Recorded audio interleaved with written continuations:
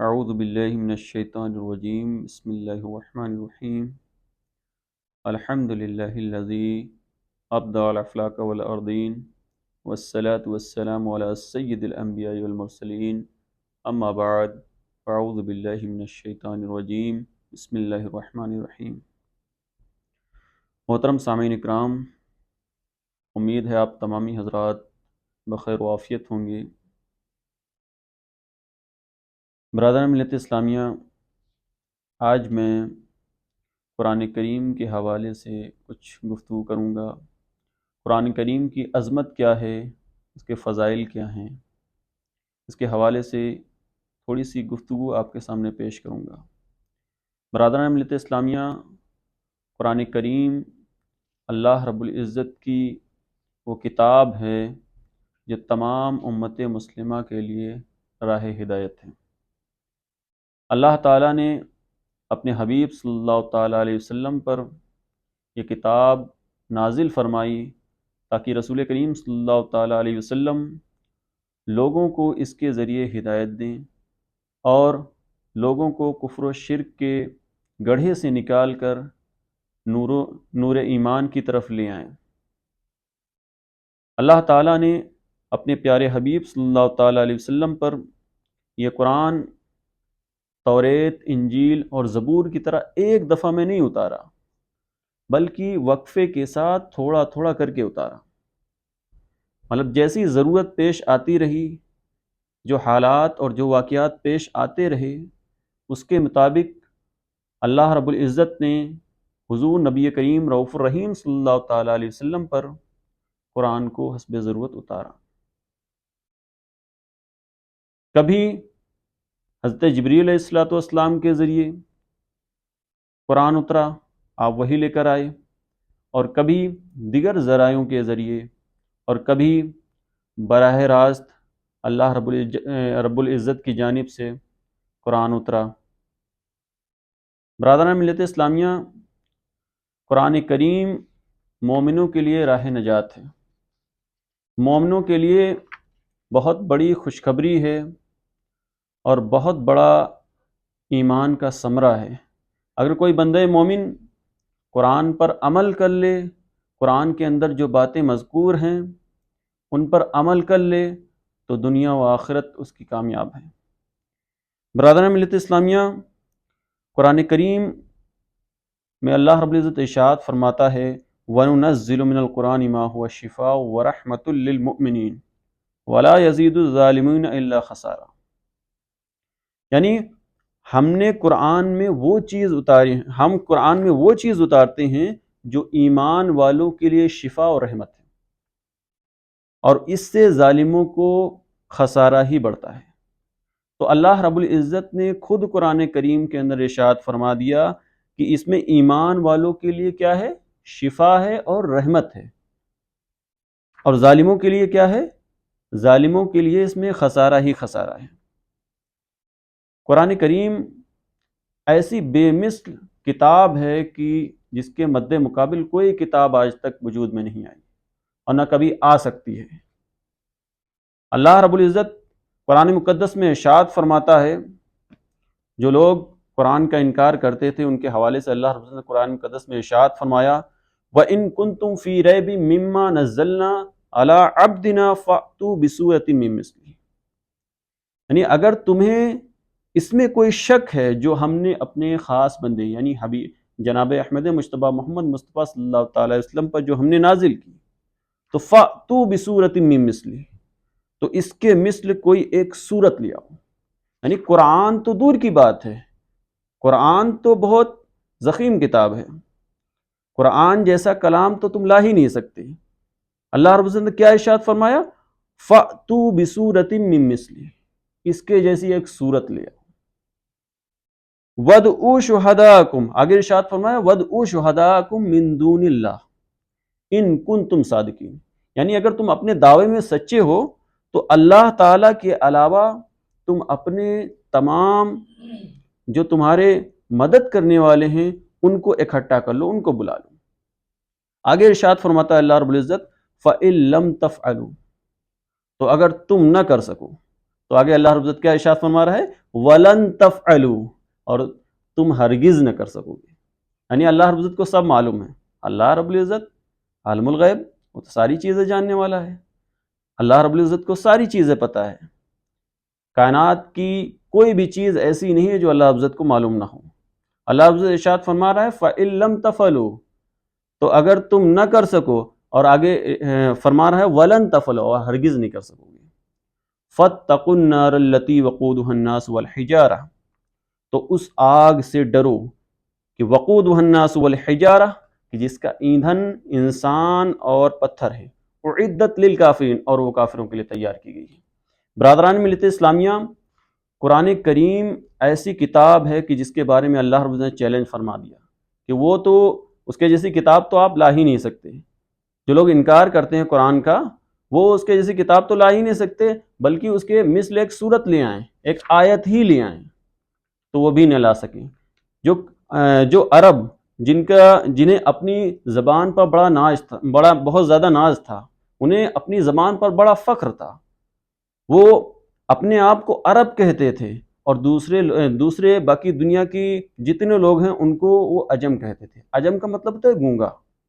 تو وہ اپنے آپ کو عرب، فصیح اللسان، یعنی سب سے زیادہ فصیح زبان والے، وہ اپنے آپ کو کہا کرتے تھے. لیکن جب قرآن آیا، قرآن کی فصاحت و بلاغت کو انہوں نے دیکھا، قرآن کو پڑھا، تو وہ بھی گونگے ہو گئے. وہ جو دوسروں کو گونگا کہا کرتے تھے، قرآن نے ان کو لاجواب کر دیا. یہ قرآن کی عظمت ہے، یہ قرآن کی برکت ہے. اب میں احادیث کریمہ کے حوالے سے قرآن کریم کے کچھ فضائل آپ کے سامنے رکھوں گا. کچھ فضائل آپ کے سامنے میں بیان کرنے کی کوشش کروں گا. برادران ملت اسلامیہ، یہ حدیث شریف ترمذی میں مذکور ہے، کتاب فضائل القرآن میں. حضرت علی کرم اللہ وجہہ الکریم سے روایت ہے کہ تاجدار رسالت صلی اللہ تعالیٰ علیہ وسلم نے ارشاد فرمایا کہ عنقریب ایک فتنہ آئے گا. عنقریب ایک فتنہ آئے گا. تو میں نے عرض کی یا رسول اللہ صلی اللہ تعالیٰ علیہ وسلم، اس سے بچنے کا طریقہ کار کیا ہوگا؟ کیسے ہم اس سے بچ سکیں گے؟ تو رسول کریم صلی اللہ علیہ وسلم نے ارشاد فرمایا کہ اللہ تعالیٰ کی کتاب، یعنی قرآن، کہ جس میں تم اگلوں اور پچھلوں تمام کے تمام سب کی خبر ہے اس میں، اور وہ تمہارے آپس کے فیصلے ہیں. قرآن فیصلہ کن ہے، اور یہ کوئی مذاق نہیں ہے. یہ اللہ کے حبیب صلی اللہ علیہ وسلم ارشاد فرمانے کہ قرآن جو ہے یہ فیصلہ کن ہے، اور یہ کوئی مذاق نہیں ہے.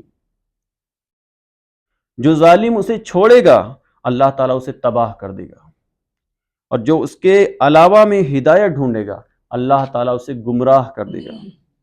اور وہ اللہ تعالیٰ کی مضبوط رسی ہے، اور وہ حکمت والا ذکر ہے، اور وہ سیدھا راستہ ہے. قرآن وہ ہے کہ جس کی برکت سے خواہشات بگڑتی نہیں، جس کے ساتھ دوسری زبانیں مل کر اسے مشتبہ اور مشکوک نہیں بنا سکتی. قرآن کی یہ عظمت ہے، قرآن کی یہ برکت ہے. اور قرآن وہ ہے کہ جس سے علماء کبھی سیر نہیں ہوتے. قرآن وہ ہے جو زیادہ دہرانے سے کبھی پرانا نہیں پڑتا، جس کے عجائبات کبھی ختم نہیں ہوتے. قرآن وہ ہے، اور قرآن ہی وہ ہے کہ جب اسے جنات نے سنا تو یہ کہے بغیر نہ رہ سکے کہ ہم نے عجیب و غریب قرآن سنا. جو اچھائی کی رہبری کرتا ہے تو ہم اس پر ایمان لے آئے، یہ جناتوں نے کہا. جو قرآن کا قائل ہو وہ سچا ہے، اور جس نے اس پر عمل کیا اسے ثواب ملے گا، اور جس نے اس کے مطابق فیصلہ کیا وہی حقیقی معنوں میں صحیح منصف ہوگا، اور جو اس کی طرف بلائے گا وہی سیدھے راستے کی طرف بلائے گا. یہ اللہ کے حبیب صلی اللہ علیہ وسلم نے ارشاد فرمایا. تو اللہ کے حبیب صلی اللہ علیہ وسلم نے اس حدیث میں پورا فلسفہ بیان کر کے رکھ دیا ہے کہ جو قرآن کی پیروی کرے گا، جو قرآن کے مطابق فیصلہ کرے گا، وہی راہیاب ہوگا. اور قرآن کی عظمت ایسی ہے کہ یہ دوسری زبانوں کے ساتھ مخلوط نہیں ہوتی. قرآن وہ ہے جس سے علماء کبھی سیر نہیں ہوتے.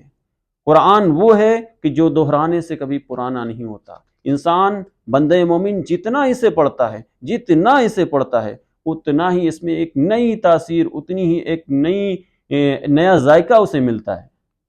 قرآن کی یہ شان ہے۔ برادران ملت اسلامیہ، دوسری حدیث یہ بھی ترمذی میں کتاب فضائل القرآن کے اندر مذکور ہے۔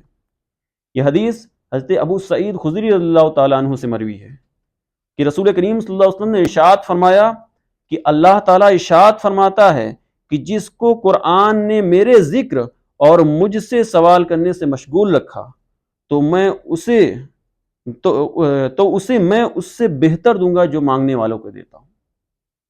برادران ملت اسلامیہ، اللہ کے حبیب صلی اللہ علیہ وسلم نے ارشاد فرمایا کہ اللہ تعالیٰ فرماتا ہے کہ جو قرآن میں مشغول ہوگا اور میرا ذکر چھوڑ کر مجھ سے سوال کرنا چھوڑ کر وہ قرآن کے اندر مشغول ہوگا، تو جو لوگ مجھ سے مانگیں گے، جو مجھ سے سوال کریں گے، ان سے کہیں زیادہ بہتر اور کہیں زیادہ عمدہ میں اسے دوں گا۔ یہ اللہ تعالیٰ ارشاد فرما رہا ہے۔ اور آگے اللہ کے حبیب صلی اللہ علیہ وسلم ارشاد فرماتے ہیں، اور کلام اللہ کی فضیلت دوسرے کلاموں پر ایسی ہی ہے جیسے اللہ عز و جل کی فضیلت اس کی مخلوق پر ہے۔ برادران ملت اسلامیہ، یہ قرآن کریم کی عظمت ہے، یہ قرآن کریم کی برکت ہے۔ ایک تیسری حدیث ہے جسے حضرت عبداللہ بن عمر رضی اللہ تعالیٰ عنہما سے روایت ہے کہ رسول کریم صلی اللہ علیہ وسلم نے ارشاد فرمایا کہ قیامت کے دن قرآن کو ایک شخص کی صورت عطا کی جائے گی۔ اللہ رب العزت قرآن کو ایک شخص کی صورت عطا فرمائے گا، اور پھر اسے ایک ایسے شخص کے پاس لایا جائے گا کہ جو قرآن کا عالم ہونے کے باوجود، قرآن کا علم ہونے کے باوجود اس کے حکم کی مخالفت کرتا رہا ہوگا۔ قرآن اس کی مخالفت کرتے ہوئے کہے گا کہ اے میرے رب عز و جل، اس نے میرا علم حاصل کیا لیکن یہ بہت برا عالم ہے۔ قرآن فرما رہا ہے کہ اس نے میرا علم حاصل کیا لیکن یہ بہت برا عالم ہے، اور اس نے میرے حدود کی خلاف ورزی کی، میرے فرائض کو ضائع کیا، میری نافرمانی کرتا رہا اور میری اطاعت کو چھوڑ دیا۔ تو قرآن اس پر دلائل کے ساتھ الزامات لگاتا رہے گا، یہاں تک کہ کہا جائے گا کہ اس کے بارے میں تیرا معاملہ تیرے سپرد ہے۔ یعنی اللہ رب العزت فرمائے گا کہ اے قرآن، اس بندے کا معاملہ تیرے سپرد ہے، تو جو چاہے کر۔ تو قرآن کیا کرے گا؟ قرآن اس کا ہاتھ پکڑے گا، اس عالم کا ہاتھ پکڑے گا قرآن، یہاں تک کہ اسے جہنم میں ایک چٹان پر اوندھے منہ گرا دے گا۔ اللہ اللہ۔ تو جو قرآن سیکھے، جو قرآن کا عالم دین ہو، پھر اس کے مطابق وہ عمل نہ کرے، تو قرآن کل قیامت کے دن اس کے ساتھ ایسا کرے گا۔